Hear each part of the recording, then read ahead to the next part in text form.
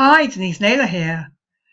Are you perplexed by percentages, alarmed about averages, distressed by measures of dispersion, wondering what I'm talking about?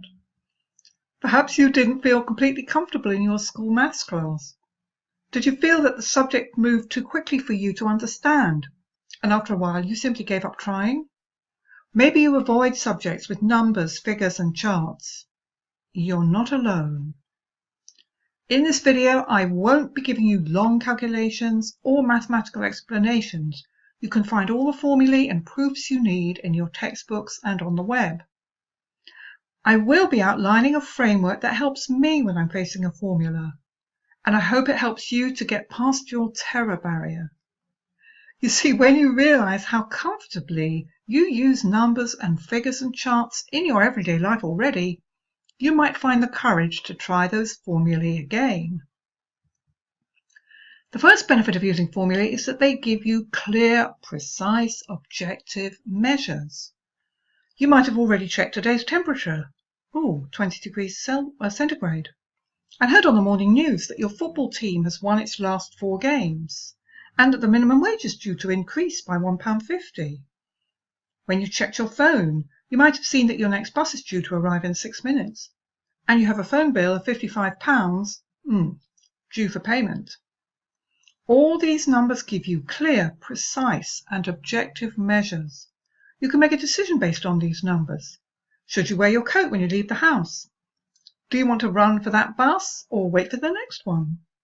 Is today a good time to apply for that new job or book tickets for the next football game? And perhaps you decide it's time you changed your phone contract. The second benefit of numbers is you can use them in calculations. If you pay £3.50 for your coffee and cake with a £5 note, you expect and can check that you get £1.50 back in change. Routinely throughout your day, using numbers increases your understanding of a situation. Thirdly, what about the times when you aren't sure how your plan will turn out? When you have some choices and you want guidance? You can build up a model using formulae, test it out using different numbers, and review different outcomes before you decide. One example of a model is number of items sold multiplied by the selling price equals sales revenue. Setting this up as a formula, an equation in this case, enables you to change the inputs and see the likely results. So let's assume that you think you can sell 20 items at a price of £10. Well, that will give you sales revenue of £200. If you sell 50 items at £10 each, that will give you £500. And if you change the price, let's say to £12, and you sell 50 items, that will give you £600, and so on. You can use your model to test possible results from experimenting. And this saves you investing your money and time in something that really isn't going to work. Fourthly, you test for sense. You might know someone who relies on computers to give answers. When you leave everything to the computer, you get no insight or feel for the numbers. You need some contact with the calculations to say whether the results make sense or whether they are absurd. In one study, the computer gave an answer of 1.5 kilometers. Sounds accurate, is an accurate number, until they checked and discovered that this was given as the diameter needed for a sewer pipe in Karachi. If you have a grasp of formulae, you don't have to accept computer says no. You can check it out for yourself. Let's look a little more closely at some day-to-day formulae. A percentage is a fraction. It's a fraction out of 100. If you leave £100 in your bank account for 1 year, earning interest at 5%, at the end of the year you'll have earned £5 in interest. Secondly, if VAT is added to cost at 20%, you know that 20 divided by 100 of the cost will be included in the price you pay. And if you're looking at, say, an exam result that shows that 64 people passed and 23 failed, and you want to know what percentage of candidates passed, First of all, you add together the pass and fail to get the total number of candidates. That gives 87.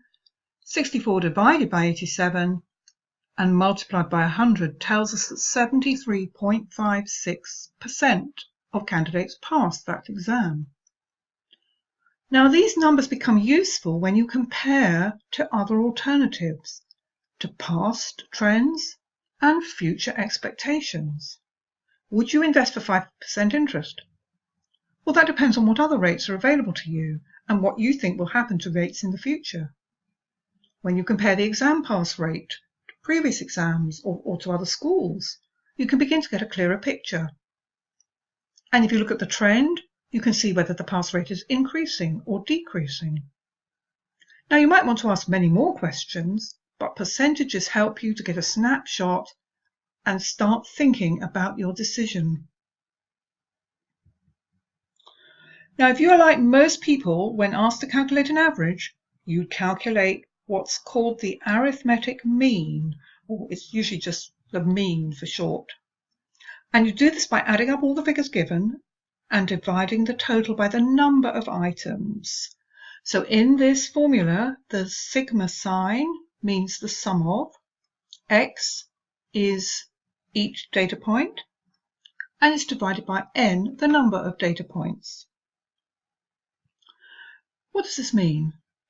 Now, suppose you read in an article, the average cost of lunch out for 2 people in your town is £41.85, based on a sample of 100 people. What this means is that the researcher for the article asked 100 people what they spent. It's entirely likely that not a single one of those 100 people actually spent exactly £41.85. The researcher simply added up all the spending and divided the total spend by the 100 people who answered the question. But it can be useful information. It gives you a benchmark of what to expect. So just from knowing this, you can say to yourself, it's only an average. I can enjoy a tasty meal with my friend for less than £41.85. Or if it's a special treat, I can splash out and spend more. The £41.85 is an example of an average or mean. Knowing that the mean lunch cost was £41.85 doesn't tell you the spread of the lunch costs. Did all of the 100 people spend between £40 and £45? Quite a narrow spread. Or was the spread all the way up from £5 to £95, a wide spread? Does that knowledge make a difference to you? A wider spread or dispersion of results around the mean suggests that lunch customers have more choice. And you might be pleased to discover that you only need £5 to get lunch. Knowing both the mean and the dispersion around the mean is vital for many decisions. Let's look at a practical example of everyday use of averages. Your local swimming pool might report a mean of 300 swimmers a day. Now, to appreciate what that mean is telling you, you need 2 other pieces of information. The dispersion of swimmers during the day. And here we see that at 6 o'clock in the morning, there are 3 swimmers in the pool. And it goes up to a maximum, it peaks at 600 swimmers at 4 o'clock in the afternoon when school's out.